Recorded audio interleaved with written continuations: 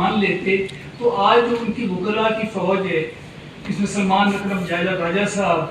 اور سلمان صفدر صاحب اور اتنی فیسیں لیتے ہوں گے، اور جو لڑائی جنگ لڑ رہے ہیں یہ ثابت کرنا ہے جی 39 دن کی عدت ہوتی ہے، تو اس کی ضرورت ہی نہ محسوس ہوتی ہے، وہ رک جاتی آگے کیا مہینے بعد اس کی عدت ختم ہو جانی ہے، مہینہ سونا مہینے بعد اس کے بعد نکاح کر لیتی۔ یہ ریزن ضرورت کیا پڑی ان کو کہ ایک تو نکاح کر لیا، جو میرا گھر ٹوٹا یا نہیں ٹوٹا میں اس کی بیان نہیں کروں گا آپ سے، میں صرف اس بات پہ ہوں کہ اگر آپ کو اتنی جلدی تھی اس کی قوم کو وجہ تو بتا دیں کہ آپ نے ایک نکاح 1 جنوری کو کر لیتے جو کہ عدت کی مدت پوری ہونے سے پہلے ہے، پھر اس کو غلط بیانی کر کے چھپایا کیوں گیا؟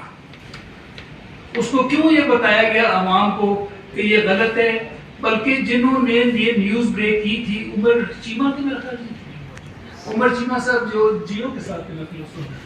انہوں نے یہ خبر دی، ان کے خلاف پی ٹی آئی والی پارٹی پیمرا میں گئی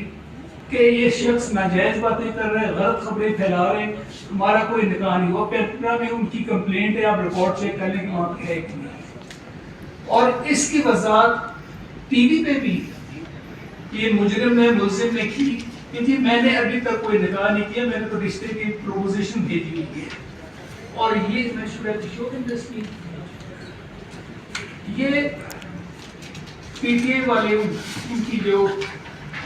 سینٹرل سیکریٹریٹ کا لیٹر ہے ڈیٹڈ 7 جنوری، پہلے کو نکاح ہوا، 7 جنوری کو وہ ڈینائی کر رہے ہیں کہ ایسا کوئی نہیں ہوا، نکاح ہوا ہی نہیں ہے، اور یہ صرف ہمارے خلاف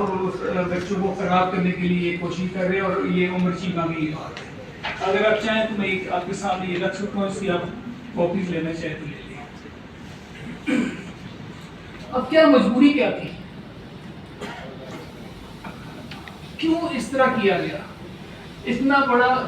مجھے سمجھ نہیں آ رہی کہ ایک پرائم منسٹر اس لیول پہ آدمی،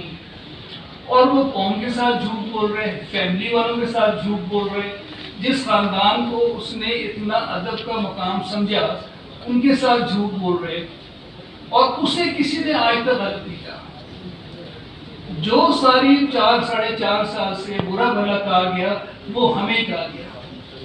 کہ یہ غلط ہے، انہوں نے یہ کر دیا، اسے تو سب نے مبارکیں دی تھی،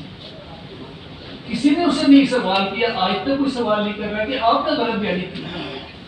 اور آپ نے کیوں دوبارہ کیا۔ اس کے بعد پھر دوسرا موقع آ گیا جی کہ اب انہوں نے ایک نکاح اور کیا 18 فروری کو، جس کے دیوان آپ کے سامنے انہوں نے بتایا بھی ہے، مفتی صاحب بھی ہیں۔ دوبارہ کیوں کرنا پڑا؟